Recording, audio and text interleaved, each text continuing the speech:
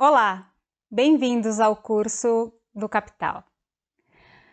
Até aqui você já compreendeu por que estuda Marx. Esse autor compreende a sociedade em que a gente vive como uma forma histórica e transitória de organização social. Trata-se de uma atitude científica e provisória, um método de compreender o processo histórico movido por contradições. Nesse módulo, nós vamos estudar uma aplicação desse método para compreender as contradições que movem o valor da mercadoria, passando pela troca simples até o dinheiro mundial. Marx, ao revelar as leis de funcionamento do capitalismo, nos mostra que esse é um modo de produção que se move por crises. E se nós estamos vivendo um momento de crise, um mundo adoecido e violento, nos interessa um método de interpretação da realidade que compreende que tudo está em movimento, tudo é provisório, nada é eterno, só o movimento. Agora nós vamos entrar na obra O Capital, livro 1, em que o Marx nos pega pela mão e nos conduz ao processo de produção do capital. Antes de entrar na obra, para um minuto e pensa comigo. Como você explicaria a produção de riqueza na sociedade em que a gente vive? O Marx não começa a explicação da sociedade capitalista pela desigualdade, pelo dinheiro, pelas finanças ou pelas injustiças do mundo. Ele começa afirmando no livro 1 do Capital, capítulo 1, primeiro parágrafo. A riqueza das sociedades em que domina o modo de produção capitalista aparece como uma imensa coleção de mercadorias, e a mercadoria individual como a sua forma elementar. Nossa investigação começa, portanto, com a análise da mercadoria.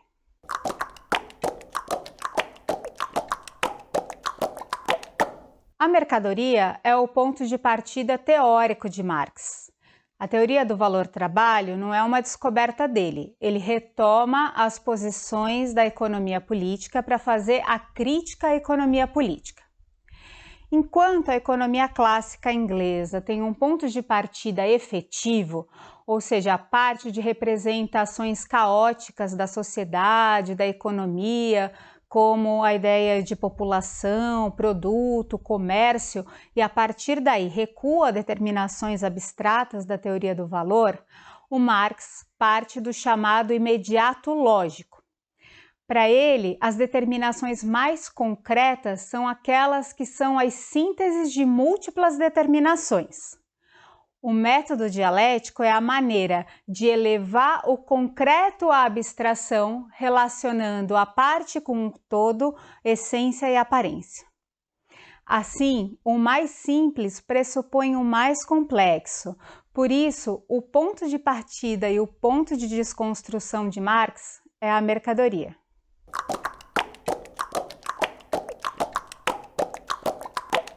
O que é uma mercadoria? Uma mercadoria é o produto do trabalho humano. A origem da mercadoria está relacionada à apropriação de objetos úteis na natureza, atribuindo a esses objetos uma qualidade social para além das suas qualidades naturais. Essa qualidade social determina a permutabilidade dos objetos. A mercadoria nasce da contradição que faz com que ela seja produzida.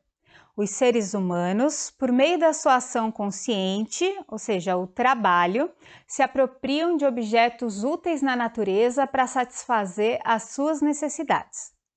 Se essas necessidades advêm do estômago ou da fantasia, não alterem nada a coisa. Essa qualidade social do objeto só se manifesta materializada nas mercadorias. Isso faz com que a gente entenda o valor em Marx como uma relação social mediada por mercadorias, que são concretização do trabalho social em objetos, ou seja, um trabalho alheio que vai ser favorável ao outro e não a quem produziu essas mercadorias.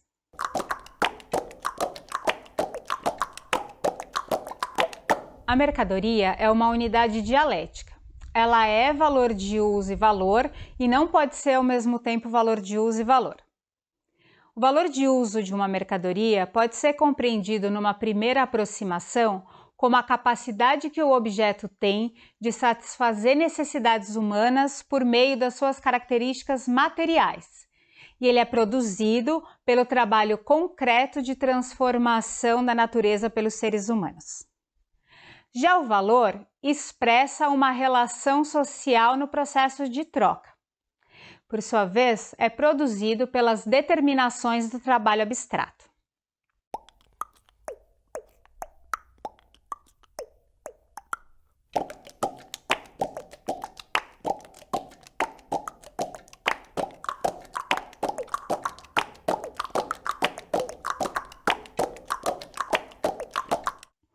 Quando o produtor direto leva a mercadoria ao mercado, ele nega o valor de uso e imediatamente a mercadoria assume o seu valor de trocar por mercadorias que ele não produz.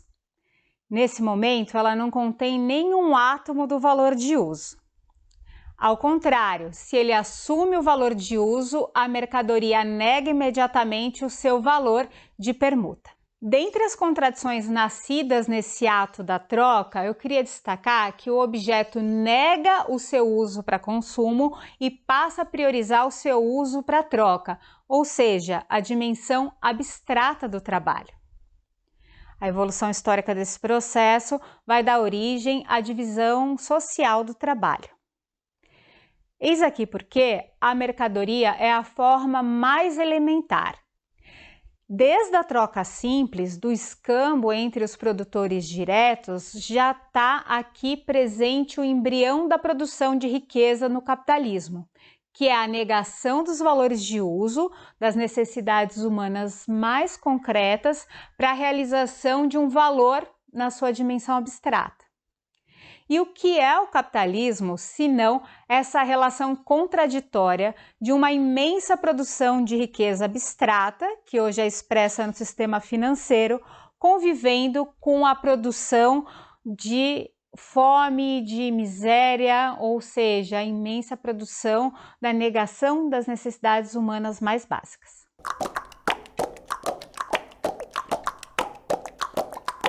Vamos observar agora a aplicação desse método de análise na polarização da troca simples. Na troca simples não existe dinheiro, mas já estão contidos nesse acontecimento todos os elementos que darão origem a ele. Vamos considerar uma troca acidental isolada de X quantidade de uma mercadoria A sendo trocada por Y quantidade de uma mercadoria B. O ponto de partida da troca simples pode ser representado por esse esquema simplificado, sendo que x de A representa a forma valor relativa e y de B a forma valor equivalente. O segredo da polarização está na separação entre valor de uso e valor de troca. A polarização decorre de papéis sociais opostos de toda a mercadoria posta à venda do lado de oferta, que assume a forma relativa a um meio de troca aceito pelo vendedor, que corresponde à demanda. A condição para que a troca simples ocorra é que a mercadoria A e a mercadoria B tenham valores de uso diferentes. Nos termos de Marx, o produtor de A produziu o que para ele é um não-valor. Ele apresenta a sua mercadoria no mercado relativo àquilo que ele deseja obter em troca, no caso, a mercadoria B. Portanto, a mercadoria A está positivamente polarizada, contraposta à mercadoria B, que está automaticamente colocada no papel passivo de expressar o valor de A, portanto, negativamente polarizado. Quando a troca se realiza, só um dos termos, A, expressa o seu valor. A utilidade de B é justamente a de representar o valor de A. Marx refere-se a esse fenômeno como a autonomização do valor da mercadoria A do seu corpo físico, indo colar-se ao corpo físico da mercadoria B. Ou seja, o valor de A fica objetivado, se concretiza em B. Agora, quanto da mercadoria A eu troco por quanto da mercadoria B? Uma coisa é eu entender o que é o valor e outra coisa é medir a grandeza do valor. O valor é medido pelo tempo de trabalho socialmente necessário para produzir uma mercadoria, considerando determinado estágio de desenvolvimento das forças produtivas. O termo equivalente implica na quantificação que aparece aqui no nosso esquema como x e y. Para entender x e y, é necessário compreender que o resultado quantitativo da troca é o equilíbrio do tempo de trabalho contido nessas mercadorias. Dessa forma, o tempo de trabalho contido em B confere valor de A e o tempo de trabalho contido em A é perdido. Ou seja, o valor relativo de x de A está quantificado em y unidades de B. Mais precisamente, o tempo de trabalho concreto socialmente válido na produção de A está quantificado como tempo de trabalho abstrato pelos y de B recebidos em troca.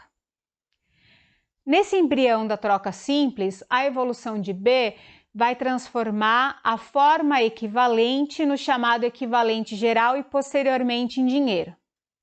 E é esse papel passivo da forma equivalente que vai tornar possível, num universo em que todas as mercadorias são polarizadas relativas ao dinheiro, que esse seja o representante universal da riqueza, podendo ser expresso por símbolos como uma nota, como uma operação do cartão de crédito ou mesmo por uma liquidação virtual.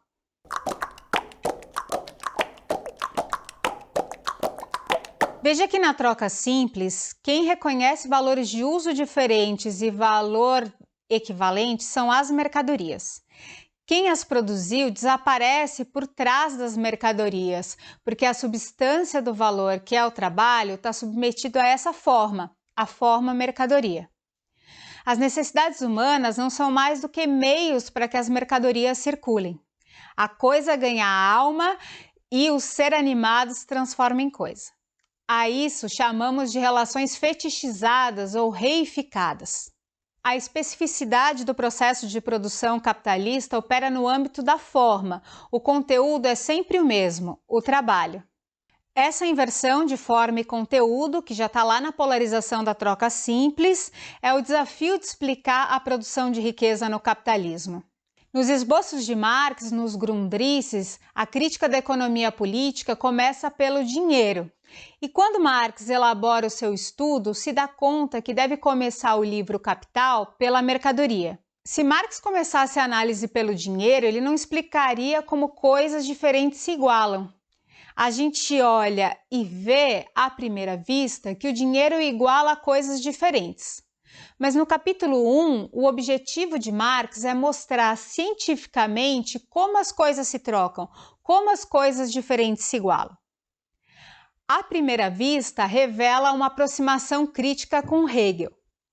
O Marx criticou Hegel durante a sua juventude pela mistificação da dialética, para mais tarde, por meio da dialética como pressuposição lógica, ou seja, como um método de apresentação do capital, junto à pressuposição histórica, que é o processo de formação e desenvolvimento do capitalismo, retomar essa categoria de mistificação para mostrar a inversão de forma e conteúdo na sociedade capitalista.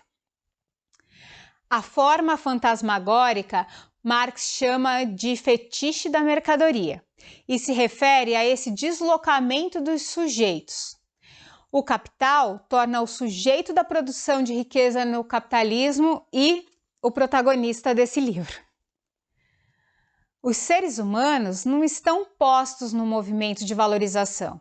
O capital, como um sujeito, ele é um sujeito lógico que estabelece uma relação tautológica com ele mesmo. É um valor que se valoriza com impulso infinito e desmedido. O caráter fetichista do mundo das mercadorias provém do caráter social peculiar do trabalho.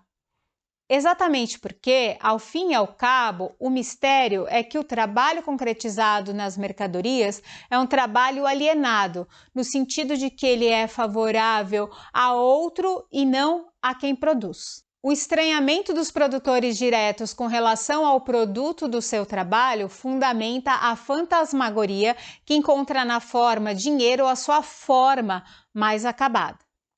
Portanto, se depois de adulto você acha que fantasmas não existem, volte a acreditar neles, porque eles existem e te fazem escravo do dinheiro.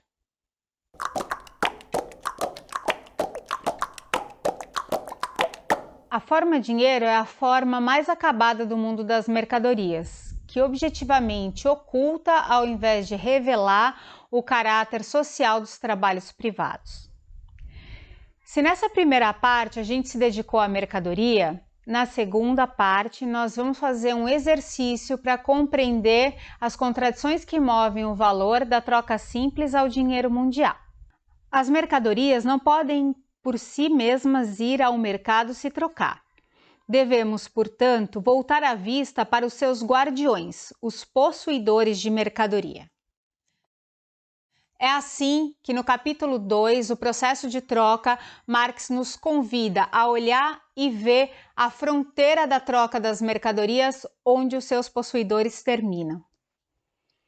Como é totalmente ao acaso que o escambo ocorra, o desenvolvimento das trocas leva ao surgimento do chamado equivalente geral. O equivalente geral é uma mercadoria que todos a têm e todos estão dispostos a aceitá-la. Por essa característica, ela foi selecionada para representar a demanda de todas as outras mercadorias e facilitar a troca, assumindo as funções sociais de medida de valor e meio de circulação. Nos marcos históricos do comércio de longa distância, a circulação reuniu três agentes. Além dos produtores diretos, aparece a figura do mercador, que é o profissional da circulação das mercadorias. A corporificação do valor circulante pelos mercadores faz do dinheiro uma forma autônoma do valor. E o equivalente geral dos mercadores, o dinheiro, é uma mercadoria peculiar porque nem todos a têm, mas todos estão dispostos a aceitá-la. E foram os metais preciosos que se mostraram o meio de troca mais adequado no comércio de longa distância para assumir as funções de medida de valor, de meio de circulação e uma terceira função que é a reserva de valor. A partir daí, a gente tem a circulação DMD. E nessa circulação, a partir da função reserva do valor, existe a capacidade de apropriação do excedente pelos detentores de D. O chamado processo de acumulação se dá a partir daí. O interesse em acumular vai gerar uma distorção na circulação que a gente vai chamar de entesouramento. O entesouramento faz com que o mercador passe a ganhar um maior poder de apropriação do excedente, o que gera forças contrárias ao equilíbrio da troca de equivalentes. Aqui a gente está diante de uma outra racionalidade, a racionalidade do capital mercantil. O capital tem uma necessidade infinita de se expandir que não é limitada pelas necessidades humanas a satisfazer. E nessa racionalidade, o abstrato sempre vence a batalha sobre as necessidades concretas dos seres humanos, ou seja, é propriamente dita a negação do valor de uso para a realização do valor.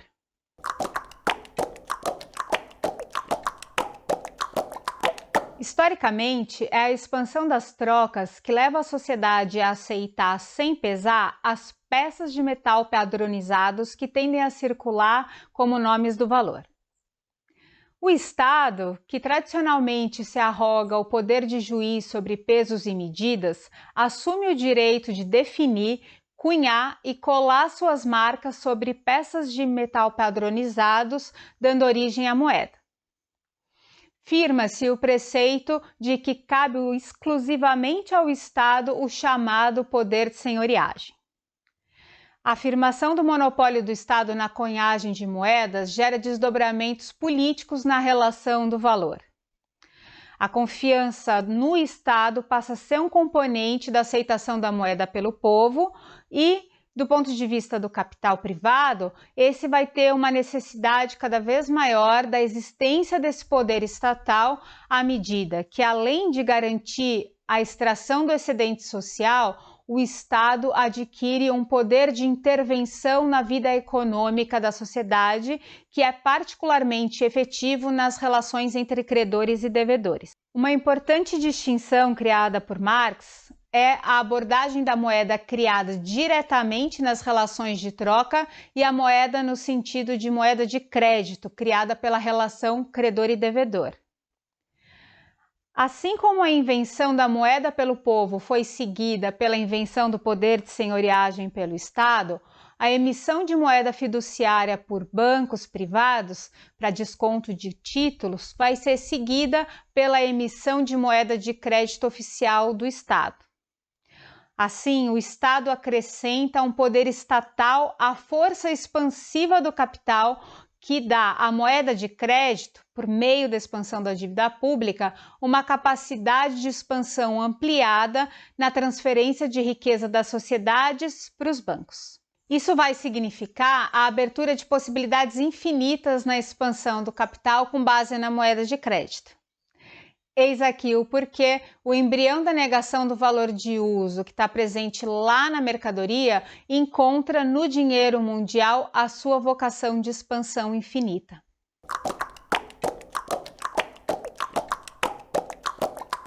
Finalizamos o nosso estudo nesse módulo com uma reflexão sobre o outro lado da moeda. A gente pode dizer que o Estado-nação é condição para a reprodução capitalista à medida que a relação social jurídica de propriedade entre quem comanda trabalho e quem não comanda trabalho depende do direito de propriedade legitimado pelo Estado para garantir a exploração da classe trabalhadora. E além disso, do ponto de vista do capital, cresce a importância dos direitos de propriedade fundados sobre a moeda e sobre o crédito.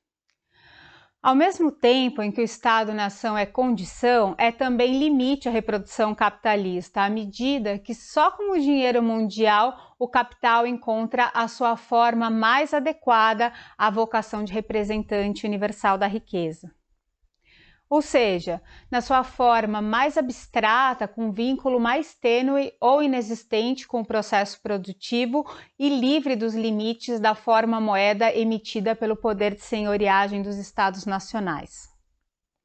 Na modernidade, a forma histórica de nação é condição e limite também para a atuação da classe trabalhadora.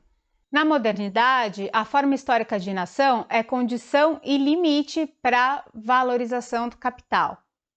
O outro lado da moeda é a gente se indagar sobre a forma histórica nação como condição e limite ao movimento e o processo de luta da classe trabalhadora.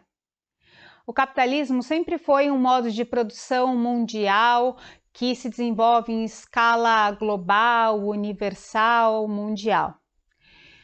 O que leva Marx e Engels a evocar no manifesto o Trabalhadores de Todo Mundo Univos. Mas o capitalismo se desenvolve em formações sociais e econômicas nacionais com especificidades, com contradições muito próprias.